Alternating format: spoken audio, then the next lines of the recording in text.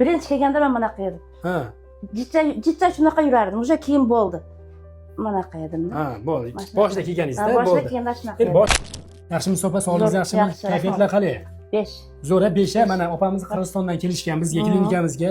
Xo'p, mana ijtimoiy tarmoqlarda qanchadan maqas kuzatasiz? Biz bu Instagramda bir oy bo'ldi. Bir oy bo'ldi. Bir oy ko'rdik. Bir oy ko'rgandan keyin men ko'rmadim, birinchi digonam ko'rdi. Digonam menga tashadi. Keyin ikkalamiz bir oy ko'rdik. Bir oy kuzatib, keyindan baqa keldik. Chatdan yaxshi bo'lamiz deb bu verilishgan, keyin baqa keldik. Ko'p joyli kuzatdim dedingiz-ku ijtimoiy tarmoqda. Ko'p joylarda ko'rdik. Lekin hammasini bir-biriga solishtirib kelib, birinchi muomala, hop, keyin batda yotganlarni hammasi xursand o'shalarni ko'rib, chatdan yaxshi bo'lamiz deb keldik. Men Moskvada lecheniya oldim, boyag'imga bo'lmadi. Lekin Qirg'izistondan olmadim. Просто uspokоить olib yurdim, boshqa olmadim. Shu keyin baqa keldik. Bo'ldi. Kim bo'lib ishlagansiz oldin yoki ishlayapsiz hozirgi kunda? Yo'q, hozir ishlaymayman. Hozir Moskvaga qatnayman, bo'ldi. Shopirchilik qilasiz, nima qilasiz Moskvaga? Yo'q, Moskvada военный gospitalda ishlayman. Oh, zo'r. Endi opamizda bo'layotgan holat mana o'zinglarimiz bo'yicha tizza bo'g'imida o'ng tizza bo'g'imida ikkinchi bosqichi yemirilish qo'yganmiz. Chap tizza bo'g'imida birinchi, ikkinchi bosqichi yemirilish qo'yilgan. Ikkala tizza bo'g'imida ham shamollash diagnozi qo'yilgan, ya'ni sinaviy diagnozi qo'yilgan. Endi bu soha bo'yicha bemorlar juda ko'p hozirgi kunda, lekin vesingizga nisbatan yaxshisiz. Mana misol tizza og'rimaslik uchun birinchi o'rinda vesni kamaytirgin deyapti. Har kilogramm ves qo'shsa, tizza bo'g'imiga 4-5 kilo oshiqcha yuk tushar ekan. Buning uchun birinchi o'rinda maslahatimiz sog'lom ovqatlangin deyapti. Sog'lom ovqatlanishimiz kerak ekan. Bir kunda bo'lmaganda 20-30 daqiqa harakat qilishimiz kerak ekan. Обязательно. Endi oyoqlarimizdagi bo'layotgan ana qiyshiqliklar, deformatsiyalar, oyog'imizni ichkariga yoki tashqariga bosishi ham tizza bo'g'imiga nagruskani bir xilda tushmasligiga sabab bo'lib, shuni hisobiga ham tizza bo'g'imidagi tog'alar ham yeyilar ekanda. Xo'p, bugun nechinchi kuningiz? Bugun bir hafta bo'ldi. Bir hafta bo'ldi, ikkinchi kun. Bir hafta. O'zgarishlar yaxshi. Yaxshi. Harakatlaringiz chaqqon, Yaxshi. Bugun tuz bosib qoldi. Yengillab qoldingiz-a? Endi mana vesam ketyapti. Ha, vesam ketyapti. Vesimiz ham necha kilosiz? Biz 98. 98 kilo. Молодцы. Menimcha hozir 90 ga tushib qolganda, 90 ga tushib qoldi. Yaxshi. O'sha birinchi aytgan gapim vesda daxli ko'proq ekan demoqchiman-da.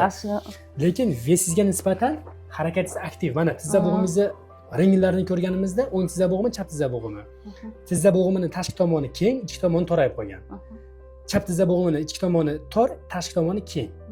Bu tashqi tomon norma turib, ichki tomonda yemirilish ketyapti ekan. Endi albatta bu holatlarda sizning holatingizda 100% yaxshi natijaga erishyapmiz. Endi men Moskvada lecheniya oldim, yaxshi bo'lmadim deyapsiz-ku. Bo'lmadi. O'zgarish bunaqa bo'lmadi? Yo'q, вообще. Sizga muolajamiz manzur keldi, opa? Yaxshi. Menga kelgan kunimiz soat kech keldik, 7-8 da keldik. Kelib sразу lecheniya boshlandi. Ashidan уже 2 kunda og'riq ketdi-da. Ketdi 2 kunda. Bittasi ham spokойshi bas. Hammasini siz yozganlarni o'zimiz internetdan ko'rib turdik. Hech kim spokойshi bas. Endi muolajalarni qilayotganimizda biz o'ziga o'z beryapmiz. Xohlagan aptekadan olishi mumkin. Yoki o'zimizni klinikani mana bu dorikolni olib, shu dorikolni qo'yamiz demayapmiz-da. Uni xohlagan joydan olib kelaveradi. Endi dori-darmonni ham mana to'g'ri.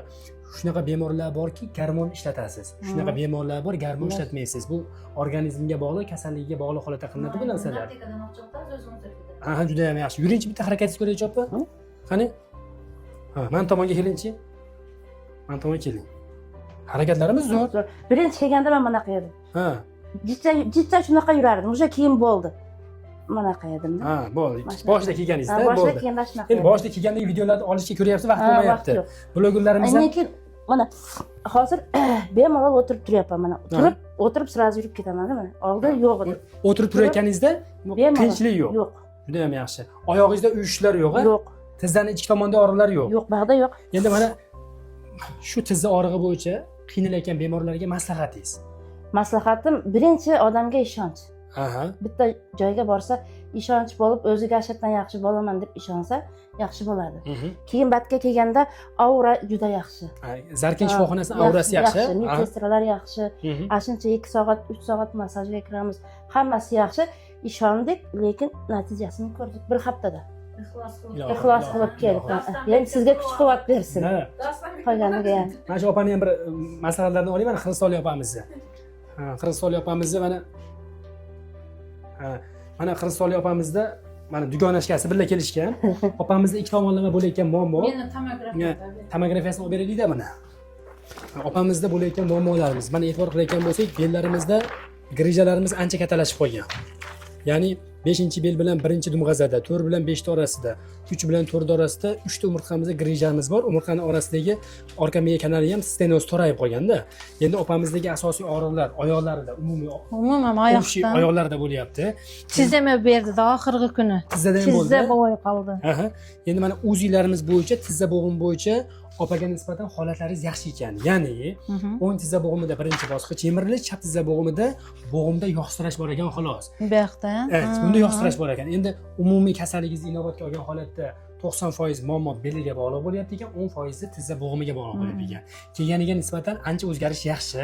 Yaxshi. Kechqurun ukol jazdingizda bugun oldimda ancha yaxshi o'zgaryapti kundan kunga. O'zgarib belim bugun sal yaxshi. Yaxshilandi. Endi mana operatsiya masalasiga keladigan bo'lsak, umurtqa pog'onasini, stenozlarini endoskopiya masalasiga keladigan bo'lsak, albatta bemorni oldin davolash kerak. Mana davolayapmiz. O'ziga ham tushuntirganmiz. Davolaganimizdan keyin bu muolajani ta'siri qancha muddatga yetadi? 3 oygami, 1 oygami, 1 yilgami, balkim 10 yilga yetadimi? Buni dinamikada kuzatib boramiz. Albatta, lecheniani mana olish davomida yengillaringiz ancha? Yengil dedim. Bugun analiz qog'oz ham ketdi. Analiz qog'oz ham ancha boyag'i shamollash. Analizimizda qonda shamollash yo'qolibdi, juda ham yaxshi. Bo'g'imda shamollashlar ham yo'qolibdi. CDda shamollash juda baland edi, 66 ga tushdi. Bu yaxshi degan. Yaxshi. Suyun o'tiram bugun xursand bo'lib. Juda ham. 2 kundan beri xijolat bo'lib, yig'lab, ta'sir tegmay qolavi deb xijolat bo'ldim edi. Bugun ancha yaxshi stoloyga borib keldim. Kechga tomoq olib keldik. Bizda mana muolaja o'zi bir haftadan keyin ta'sir qilishni boshlar ekan-da. Qirg'izistonlik zemnaklaringizga maslahat. Qirg'izistonlik ayoldoshlarima shu Dostonbekni Instagramdan topib keldim. Putum o'rib, belim girja o'rib. O'shda 2 yo'l jatdim больницаga. Onun baldarim Moskvaga qoldirdi. O yoqda umurtqaga 2 yerga implant qo'ydi işte. Anan qo'rqib bunavadim. Anan ol o'rislar ham aytdi, "Yosh umurtqanasi rasvo bo'ladi, lecheniyamen yuraversin" dedi. Onun kelganime 5 oy bo'lib qoldi. Orozada keldim. Mana sizni Instagramda ko'rib qolib shu balaga boraqchi deb digonama jo'natib berdim. Dostonbek opa. Videolarni jo'natib berdim. Sening qarindoshlaring bor O'zbekistonda, men tug'anim yo'q olib bordi. Ana keldim ixlos qilib. Kelganim yaxshi bo'lgan ekan, ancha o'zgarishlar bor.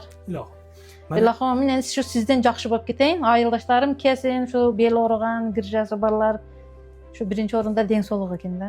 Albatta, mana o'sha ijtimoiy tarmoqda opamga jo'natgan videolaringiz bor-ku, ular ham sizga o'xshagan davolangan bemorlar hisoblanadi ular. Ularga biz o'sha har xil kasalliklar, ya'ni tizzadagi yemirilishi kuchayib ketgan bemorlar ham ko'p kelyapti-yu.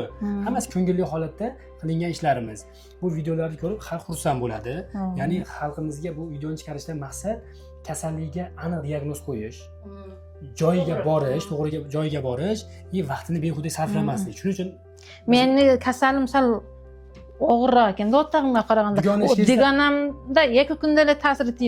Dugonashingizda muammo ko'proq tizzada, sizda muammo belda. Menda muammo belda. Значит, umurtqadagi muammo ko'proq ekan. Umurtqadagi. Ilohim umringiz uzoq bo'lsin. Sizning ham umringiz uzun bo'lsin uka. Shu meni yaxshi qilib davolab, shu girjani bez operatsiyasi saqaytib bering. Ilohim. Shuni tilak qilib, shu yerda yotamiz endi. Yaxshiliklar bo'lsin. Boldaringiz vaqtini ko'ring. Bitta fotosessiya qilib qo'yasiz. Esdalikka mana.